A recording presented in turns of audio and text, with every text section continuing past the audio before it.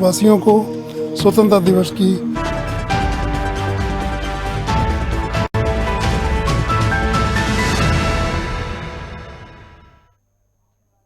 नमस्कार। खबरों भारत की इस प्रस्तुति में आप सभी का स्वागत करती हूं। मैं हूं आपके साथ क्रांति प्रिया और अटल बिहारी वाजपेयी जी की वो पंक्तियां आज के विषय को बयां कर रही हैं। 15 अगस्त का दिन कहता है, आजादी अभी अधूरी है, सपने सच होने बाकी हैं, राखी की शपथ न पूरी है, कैसे उल्लास मनाऊं मैं, थोड़े दिन की मजबूरी है, दिन दूर नहीं, खंडित भारत को पुनः अखंड बनाएंगे, गिलगित से गारो पर्वत तक आजादी पर्व मनाएंगे। उस स्वर्ण दिवस के लिए आज से कमर कसें, बलिदान करें, जो पाया उसमें खो ना जाए, जो खोया उसका ध्यान करें। अटल बिहारी जी की पंक्तियां विभाजन की विभीषिका को जो बयां कर रही हैं। और अगर बात करें 1947 की, भारत का विभाजन देश के लिए किसी विभीषिका से वाकई कम नहीं था। यह अंग्रेजों की साजिश ही थी, देश को दो टुकड़ों में बांटने की। इसके लिए कुछ भारतीय नेता भी जिम्मेदार थे, या कहा जाए कुछ वरिष्ठ लोग भी जिम्मेदार थे। भारत 15 अगस्त को अपना स्वतंत्रता दिवस मनाता है।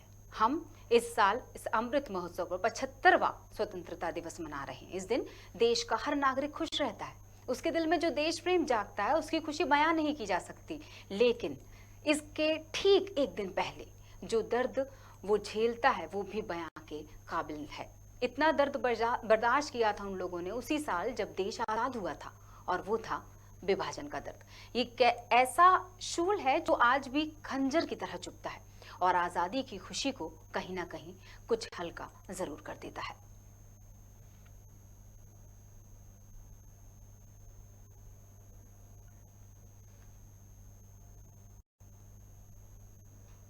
विभाजन की विभीषिका, बहुत से लोग हैं जिनसे चर्चा करने की कोशिश करेंगे विदिशा से, और हम बात करेंगे भोपाल में ही। हमारे साथ सबसे ज्यादा जिन लोगों ने इस तकलीफ को सहन किया कहा जाता है वो सिंधी वर्ग आता है।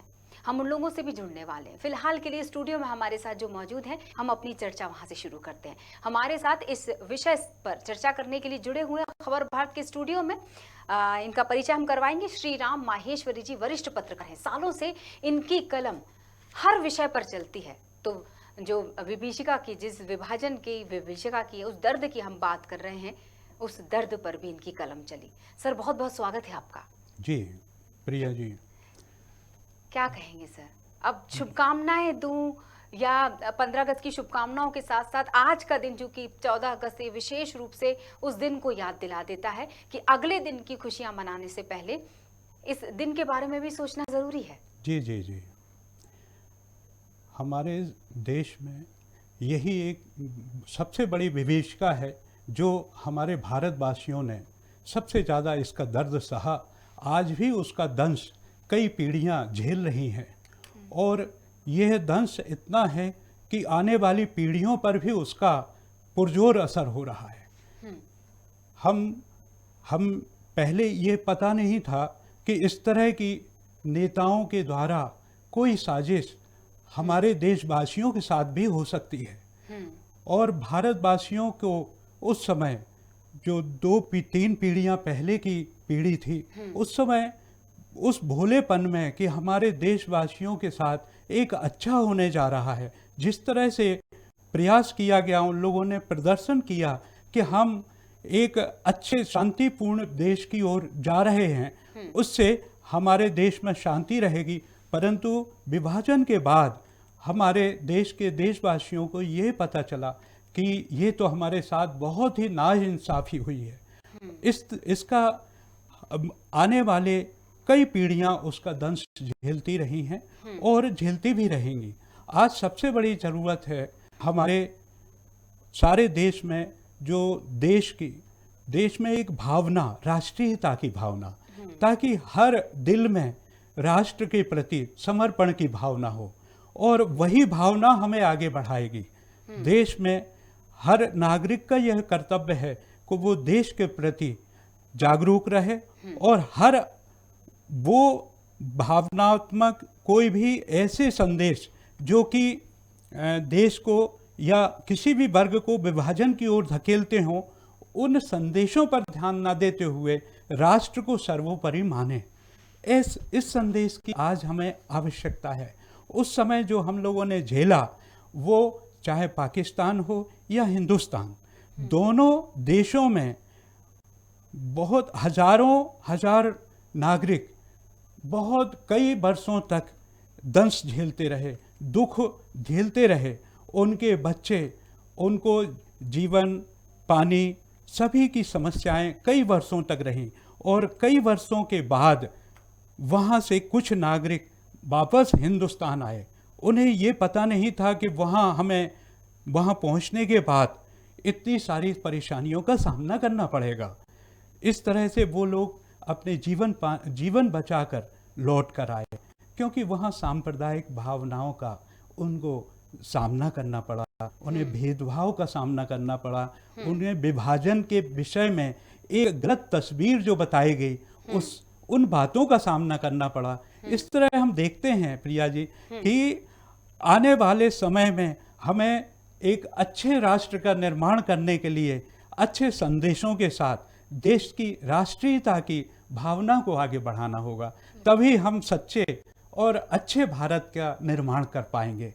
प्रिया जी, बिल्कुल सही बात है। जिस तरह से वो जो तकलीफें थी, अगर अटल बिहारी जी की उन पंक्तियों की बात करें, जिक्र करें, जो उन्होंने एक एक शब्द जिस तरह से लिखा, जिस तरह से गढ़ा, और वो सिर्फ शब्द सुनकर ही ऐसा लगता है कि क्या बीती होगी उन लोगों पर। अपना पूरा परिवार खो दिया। कुछ लोग ऐसे थे, अगर मैं उनमें से कुछ लोगों से हम जरूर संपर्क करने की कोशिश करेंगे। श्री राम जी, बता दें आपको कि जैसे रघुवीर चरण शर्मा जी की अगर मैं बात करूं, स्वतंत्रता संग्राम सेनानी, आज उनकी उम्र लगभग 101 साल, शायद उससे ज्यादा होगी, और वो अपने परिवार के साथ रहते हैं विदिशा में। तो जिस तरह से उन्होंने 17 से 18 साल की उम्र में ये दंश झेल, ये सब चीजें देखी उन्होंने, ये दृश्य देखे, तो वो बताते हैं, जब उनसे जिक्र होता है और अगर हमारे साथ वो जुड़ेंगे तो जरूर हम ये जानेंगे कि किस तरह से उस उम्र में, जब हम एक तरफ आज़ादी का पर्व मनाने जा रहे थे अगले दिन, और एक दिन पहले जो चीजें चल रही थी दिमाग में, एक तरफ खुशियां, एक तरफ ऐसा गम जिसे कभी नहीं भुलाया जा सकता। जी, क्या कहेंगे? हम तो इतना कहेंगे कि उस वर्ग के लोगों को उस समय इतनी तकलीफों का पहले से गुमान नहीं था जो उन्होंने झेली। और उन परेशानियों को झेलते हुए हम भविष्य के लिए ये सबक लेना चाहेंगे कि सारे हिंदुस्तान में आज जो सभी राज्यों में तिरंगा झंडा के विषय में तिरंगा अभियान जो चला है पिछले 2 दिनों से, उसमें हर नागरिकों की भागीदारी देखने को मिल रही है। ये हम सभी लोगों की खुशी की बात है और ऐसा हमेशा होना चाहिए, हर साल होना चाहिए, चाहे वो गणतंत्र दिवस का मौका हो या आज़ादी का स्वतंत्रता दिवस का मौका हो। जितने भी स्वतंत्रता दिवस हैं उन्हें हमें राष्ट्रीयता की भावना से जोड़ना होगा, तभी हम अच्छे भारत का निर्माण कर पाएंगे। ये हमारा कहना है। जी बिल्कुल, यानी ये माना जाए कि एक रहना बहुत जरूरी है। एकता का हम वैसे भी पर्याय माने जाते हैं कि हम अनेकता में एकता वाली बात हमेशा करते हैं। भारत तो पूरी दुनिया में इस बात के लिए जाना जाता है। एक अलग तस्वीर है हमारी दुनिया के बीच में। अगर 1947 14 अगस्त की अगर हम बात करें तो उस दिन के बाद बहुत कुछ सीखने को मिल गया, बहुत कुछ जानने को मिल गया। बहुत सारी जो लड़ाइयाँ, जो लोग प्रत्यक्ष रूप से सामने आए, जो लोग अप्रत्यक्ष रूप से जाने जाते हैं, तो एक सीख ये समझ में आई कि एक रहना होगा, मिलकर रहना होगा, जुड़कर रहना होगा। तो वो जो तकलीफ है उस दौर में दिखने के लिए बहुत कुछ लिखा गया। उसके बाद आप वरिष्ठ लोगों के द्वारा बहुत बार इस चीज को, उस तस्वीर को सामने लाने की पूरी कोशिश की गई। वो भूल जाएं। एक वाक्य बहुत अच्छा है, मुझे लगता है आप भी शायद सहमत होंगे कि भूल जाओ मगर याद रखो। याद इसलिए रखो कि वो दिन दोबारा देखना ना पड़े, और भूल इसलिए जाओ कि आगे बढ़ना ही नीति है। आगे बढ़ना है जी। तो किस तरह, जब अगर इतने सालों की हम बात करें, इतने सालों में आप बहुत सारे लोगों से मिले होंगे सर, आपका बहुत लंबा अनुभव रहा है। लेखनी के क्षेत्र की बात करें, मीडिया के क्षेत्र की भी हम बात करें, तो क्या कहना चाहेंगे आप कि किन लोगों से आप मिले? उन लोगों से जब मिले तो किन भावनाओं से भरे हुए वो थे, और आज भी जब उन लोगों से बात करते हैं तो वाकई आंखें भर आती हैं।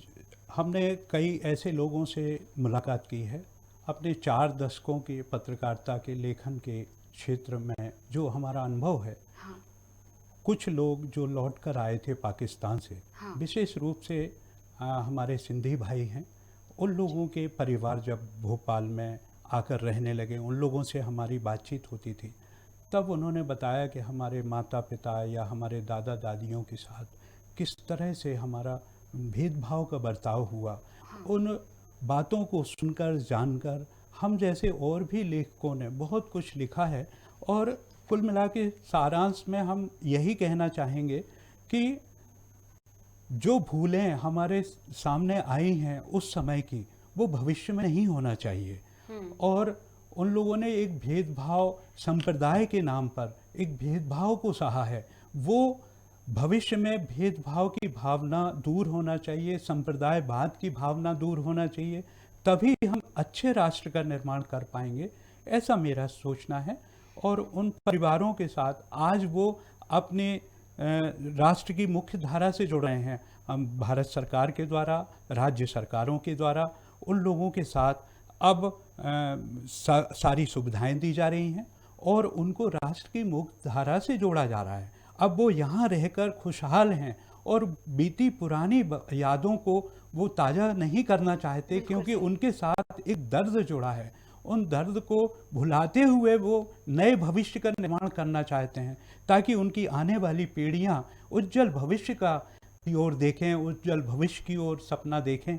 इस तरह से हम मानते हैं कि वो एक दौर जो दुखनुमा दौर था, ये दर्द भरा दौर था, उससे हमें उबरना होगा और आने वाले उज्जवल भविष्य की ओर, अच्छे राष्ट्र की ओर नींव जमाना होगी।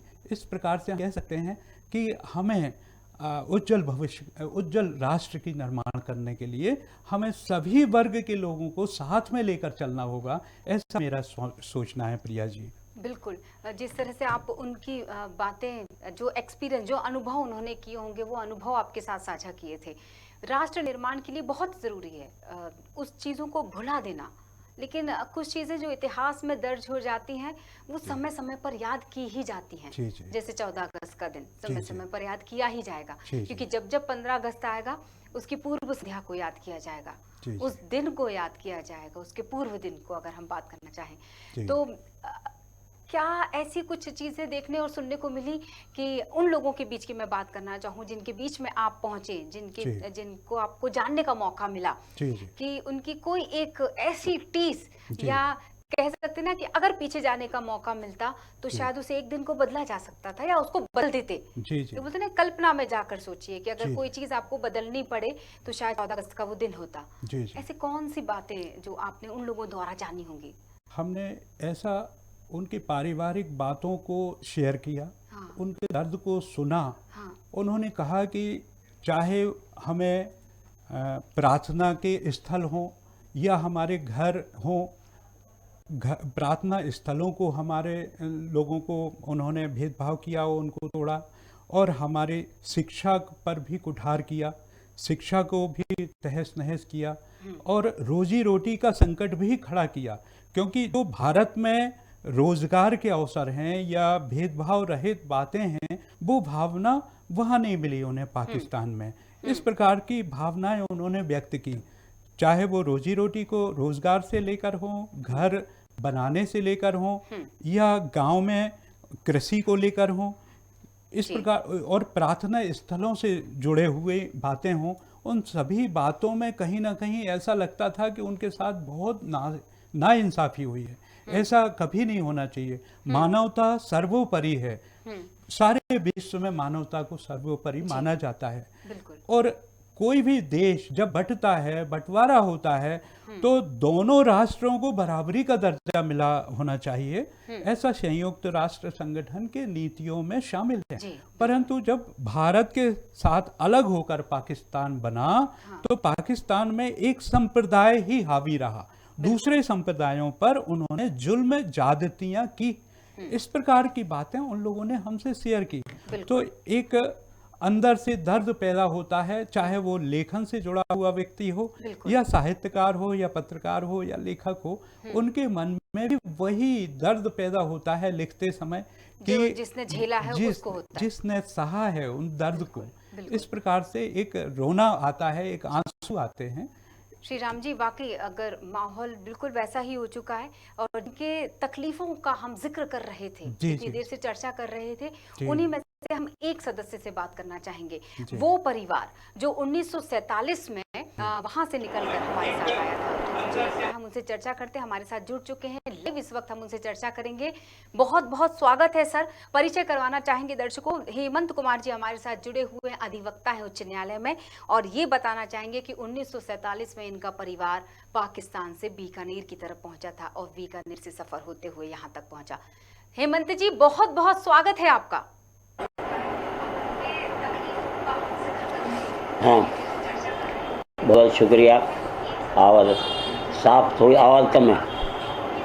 जी हेमंत जी, बहुत अच्छा लग रहा है आपसे बात कर और आप जुड़े, सौभाग्य की बात, क्योंकि हम अब सवाल क्या रखूं मुझे ये समझ में नहीं आ रहा, क्योंकि ये वही बात होगी कि मैं किसी के जख्म को कुरेदने जा रही हूं, लेकिन उन बातों को किया जाना भी जरूरी है ताकि सिर्फ आजादी का जश्न ही ना मनाया जाए, उन दिनों को भी याद कर लिया जाए जिन दिनों में कुछ विशेष लोगों ने तकलीफ झेली। उसमें से आपका एक परिवार था।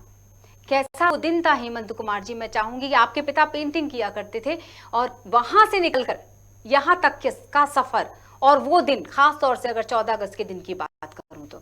जी हाँ हाँ, थोड़ी आवाज़ बढ़ाओ। जी हाँ, आवाज़ बढ़ाओ बेटा, आवाज़ बहुत ना के बराबर है।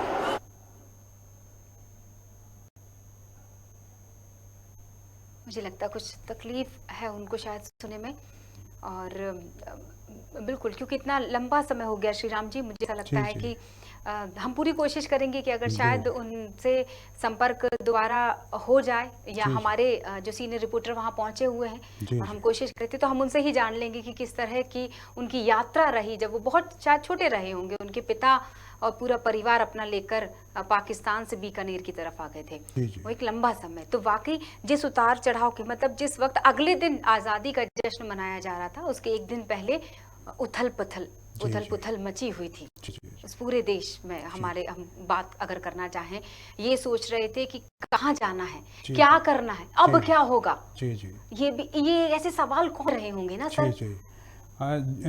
जो विभाजन हुआ संप्रदाय के आधार पर, और जो एक संप्रदाय और पाकिस्तान की ओर रवाना हुआ, तो उन्हें ना तो रास्ता पता था, ना जाने के साधन थे, पैदल चल दिए, और साथ में क्या सामान उनके साथ कुछ भी नहीं था, बस एक गठरी थी जो सिर पर लाद देते थे, और अपने बच्चों को साथ में उन्होंने लिया, और बैलगाड़ियों से कुछ लोग गए, कुछ लोग पैदल चल दिए, और सैकड़ों किलोमीटर उन्होंने पैदल यात्रा की। भूख प्यास से वो वंचित रहे। तो इन तकलीफ़ों को झेलते हुए जब वो लोग वहाँ पर पहुँचे, तो उन्हें वहाँ पर भी एक दर्द, एक गम का एहसास हुआ, और ट्रेनों में भी यहाँ से उन लोगों को भेजा गया। ट्रेनों में बहुत सारे लोग गिर भी गए, बहुत सारे लोग घायल भी हो गए। इस प्रकार से ट्रेनों की या बसों की या लारियों की या बैलगाड़ियों की जो साधन हैं यात्राओं के, उनके तो वो भी कष्ट भरे रहे। पूरी मानवता के लिए ये आज का दिन बहुत कष्टमय है, क्योंकि विभाजन कोई भी सुख नहीं होता, कुछ ना कुछ दुख मानवता को देकर जाता है। इस प्रकार से हमें इस दिन को इस प्रकार से मनाना चाहिए कि मानवता को सर्वोपरि हम माने, राष्ट्र को सर्वोपरि माने। भविष्य में इस प्रकार से विश्व में किसी भी देशों के साथ इस तरह से विभाजन की प्रक्रिया ना हो जो अन्याय को दिखाती हो या अन्याय को दर्शाती हो। कहने का तात्पर्य यह है कि हमें राष्ट्र के प्रति समर्पित रहना चाहिए। हमें ऐसे समय को याद करते हुए, पुरानी गलतियों को सबक लेते हुए हमें आगे बढ़ना होगा। हमें उस मानवता की सेवा करना होगी जिन्होंने दर्द झेला है, और जो पीढ़ियां आज भी इस धरती हैं, और सारा विश्व हमारा मतलब मानवता से ऊपर है।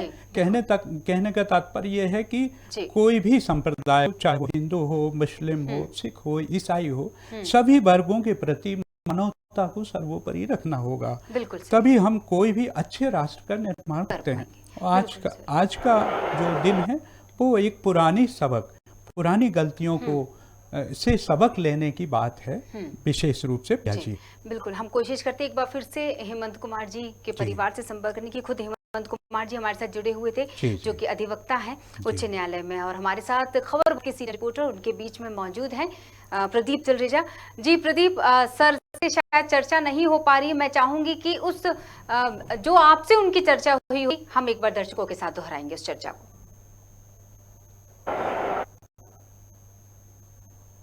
बिल्कुल, जिस प्रकार से ये देश का जो विभाजन हुआ, जब भारत और पाकिस्तान जो अलग अलग हुआ, उसके बाद अब जो लोग यहाँ पर शरणार्थी के रूप में आए थे, उसमें एक परिवार जो है वो अधिवक्ता हेमंत कुमार जी का है। लगातार ये वो परिवार रहा है जिसने काफी कष्ट को यहाँ पर झेला। उन्होंने खबर भारत से चर्चा के दौरान उन्होंने बात कही कि कैसे उनका परिवार जो है वो यहाँ तक आया। अभी हमारे साथ तो मौजूद है, उनसे हम उनके मुख से इस बात को जानने की कोशिश करेंगे किस तकलीफों को और किस परेशानियों को झेलते हुए इनका परिवार जो है वो भोपाल पहुंचा और कैसे उन्होंने अपनी शिक्षा दीक्षा हासिल की है। हेमंत जी, पहले तो ये बताइए कि आप पाकिस्तान में जब विभाजन नहीं हुआ था उस समय कहाँ रहते थे और आपका परिवार कैसे रहता? शहजादपुर में रहते थे हम लोग, डिस्ट्रिक्ट सक्खर में, और वहाँ पे मैं पढ़ता भी था शहजादपुर में। सवाई माधोपुर थे, सवाई माधोपुर नहीं, सवाईपुर था, गांव था। वहाँ पे हमारे बड़े बुजुर्ग और स्पिरिचुअल हेड वहाँ रहते थे, तो हम लोग वहीं पढ़ते थे, वहीं हमारा बीच हुआ।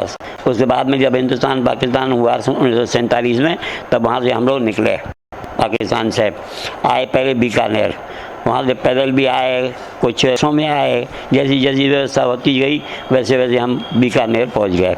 जब बीकानेर आए उसके बाद बीकानेर से फिर हम लोग आए अजमेर। अजमेर फिर भगवानगंज में हमने एक मकान लिया और मकान लेके वहीं रहने लगे हम लोग। कुछ समय के बाद में वहाँ से फिर हम लोग आए देवली। अजमेर से फिर आए देवली, देवली से केकरी, सांवेर, और उसके बाद में फिर देवली आए, और देवली से फिर आए बैरागढ़। तो फिर बैरागढ़ में आए तो बैरागढ़ के होके रह गए। तो क्या परेशानियां आपने देखी हैं उस दौरान में, चूंकि ना खाने का ठिकाना था, ना पैसे थे? हाँ, न पैसे थे, न अपना खाने का ठिकाना था। पैसे भी हमारे पास में अजमेर में नहीं थे, तो मेरी माँ के गहने बेचकर हम लोगों ने मकान खरीदा और मकान खरीद के वहीं रहने लगे। फिर हमने अपने नाना को बुलाया, फिर दादा को बुलाया, सब लोग इकट्ठे होते होते फिर उसके बाद में देवली गए। देवली से फिर सांवेर में गए, सांवेर से वापस फिर देवली आए, और देवली आने के बाद हम लोग फिर सीधे यहाँ आए, अपने बैरागढ़ शिफ्ट हुए पाकिस्तान में। देवली वालों जितने भी है सरकार ने, ऑल इंडिया वालों ने भेजा हमको यहाँ पे। तो यहाँ पे जो थे इटालियन काफ़ी थे, प्रिजनर्स रहते थे यहाँ पे। बैरिक्स थी, बैरिक्स में फिर हमको एक मकान मिला छोटा सा 275 स्क्वायर फीट का, उसमें हम लोग सब रहने लगे, उसी में रहने लगे। फिर पढ़ाई की, तो पढ़ाई पाकिस्तान में भी पहली कक्षा चालू की, फिर उसको छोड़ के आए तो यहाँ पे भी फिर पहली कक्षा में आ गए। कितने साल बाद पढ़ाई की थी वापस? 1 साल। 1 साल का मतलब ये कहें कि 1 साल पहले आपने पहली क्लास को पढ़ा था, इसके 1 साल बाद आपका 1 साल भी खराब हुआ? 1 साल हमारा खराब हुआ, और फिर यहाँ आए तो हम यहाँ पढ़ने लगे। कौन आए थे परिवार से आप लोग जब पाकिस्तान के शक्कर से आप यहाँ से आए थे? उस समय तो केवल हम लोग 4 जने थे, माता पिताजी, मैं और मेरी बहन। तो पिताजी वहाँ का क्या बिजनेस करते थे? प्रिंटिंग करते थे। अगर ये चादरें हैं ना, चादरें हैं, तो उनकी प्रिंटिंग करते थे, और प्रिंटिंग करके अच्छा धंधा चलता था हमारा। अपना खुद का मकान था वहाँ पे पाकिस्तान में, शहजादपुर में, सिंधु नदी के किनारे पर, बिल्कुल वहीं था, और बढ़िया था, फसला हमारा अपना मकान था। लाइट वाइट नहीं थी, लाइटिंग जलाते थे हम लोग, उसी पे काम चलता था हमारा। तो जब आप पाकिस्तान से जब भारत में आए तो उस समय कौन सी ऐसी जो पीड़ादायक स्थितियां होंगी जो आपने वहाँ पर देखी होंगी? भाग था, पढ़ाई खराब, अनसर्टेनिटी। फिर वहाँ पे मुसलमान वगैरह हम पढ़ने जाते थे तो मुसलमान जो था बिस्कुट हमको देते थे, साला उसमें जहर मिला हुआ। तो हमारे घर वाले भी, बच्चे, हमें माँ बाप, दादा दादी बोलते थे हमको कि कोई भी तुम्हें ऐसे सामान दे या बिस्कुट दे तो लेना तो लो, तो फिर कम से कम खाना मत। तो फिर पूरी लेके हम ला के घर ले आते थे और घर आके माँ बाप को देते थे, वो फेंक देते थे। तो जब आप भारत आए, कैसे आपके पिताजी ने वापस आपको इस्टेब्लिश किया, यहाँ पर कैसे आपने अपने परिवार को आगे बढ़ाया, आज इस स्तर तक आप पहुँचे हैं? भाई हमारे पास पैसा भी नहीं था, हम बहुत कमज़ोर थे। मजदूरी, पिताजी मजदूरी यहाँ करने लगे, कोई धंधा व्यापार तो था नहीं। पढ़ाई लिखाई करते थे, फ्री फोकट में होती थी हमारी, हमसे कोई पैसा नहीं चार्ज किया जाता। और इसी तरह हम करते करते पहली कक्षा से चले, दूसरी कक्षा मकान फ्री हमको मिला। फिर हम लोगों ने क्लेम वगैरह भी भरा अपना पाकिस्तान का, वो भी एक मकान मिला हमको। दादा दादी थे हमारे साथ, चाचा चाची, सब लोग पूरा परिवार था, सब इकट्ठे हो गए यहाँ पे बैरागढ़ में आके। पढ़ाई लिखी, पहली दूसरी तीसरी चौथी करते करते हम लोग हायर सेकेंडरी कर ली। तो हायर सेकेंडरी में किया, टाइपिंग सीखा, हिंदी अंग्रेजी का। तो पहली नौकरी हमको एम्प्लॉयमेंट एक्सचेंज में मिली, तो वहाँ पे 52 रुपये 50 पैसे मिलते थे हमको तनख्वाह सालाना, और 2.5 रुपये सालाना, 2.5 रुपये हमारी वो बढ़ती थी तनख्वाह, ये भी। और इस तरह करते करते फिर हमने स्टेनोग्राफर बने। स्टेनोग्राफर बनने के हमको प्रमोशन मिला, 144 रुपये तनख्वाह मिली, तो हमको भोपाल जबलपुर भेज दिया। फिर हम जबलपुर में रहे। शनिवार को वहाँ से निकलते थे, फ्राइडे को निकलते थे, शनिवार को सुबह यहाँ पहुँचते थे, मंडे को फिर पहुँच जाते थे वहाँ जबलपुर। ऐसे करते करते 2-3 साल ऐसे ही चलाया हमने। बाद में फिर हमारे जो डायरेक्टर थे बी वैद्य, उन्होंने हमसे कहा कि भाई तुम यहाँ रहो, क्या को बार। प्रदीप जी, मैं इनसे एक सवाल बस रखना चाहूंगी, समय के अभाव है इसलिए संक्षिप्त में एक सवाल का जवाब। अगर आप सुन पा रहे हैं मेरी बात को, मुझे ऐसा लगता है कि एक सवाल रखा जाना चाहिए। श्री राम जी, आप भी ध्यान दीजिएगा। वो सवाल ये कि अब इनसे ये पूछा जाना बेहद जरूरी है कि अब आज विभाजन के बाद अब भारतवासी हो गए, देशों के नाम है, तो हम अपने देश में रहते हैं इसलिए हिंदुस्तानी है। तो हिंदुस्तानी बनने के बाद वो जो समय था, उस समय को भुला पाने में हिंदुस्तान ने एक महत्वपूर्ण भूमिका निभाई। वो उनको समय समय पर मदद की। तो ये एक सवाल, अगर वो हमसे जुड़ते, शायद मुझे लगता है संपर्क उनसे टूट गया हमारा। तो प्रदीप जी, एक सवाल, आज हिंदुस्तानी होने के नाते वो क्या कहना चाहेंगे कि उस समय का वो दर्द, जब वो पाकिस्तान और हिंदुस्तान के बीच में, तब ना पाकिस्तान था और मुझे लगता है ना हिंदुस्तान, वो तय नहीं हो पा रहा था, और आज हिंदुस्तान में रहते हुए उनको वो सुविधाएं मिली, तो शायद वो महसूस करते होंगे कि अच्छा हुआ कि हम इस तरफ आ गए।